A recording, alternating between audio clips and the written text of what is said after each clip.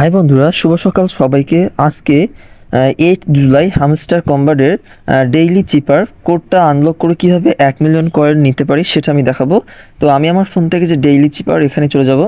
তারপর আমাদের এখানে শর্ট ট্যাপ এবং হোল ট্যাপ করে আমাদের আজকে কোডগুলো টাইপ করে 1 মিলিয়ন কয়েন নিতে হবে। তো আজকের হামস্টার কম্বারের ডেইলি চিপারের যে কোডটা রয়েছে সেটা হচ্ছে হালভি। তো প্রথমে আমাদের এইচ টাইপ করতে হবে। এইচ টাইপ করার জন্য আমাদের শর্ট ট্যাপ করতে হবে 4 বার।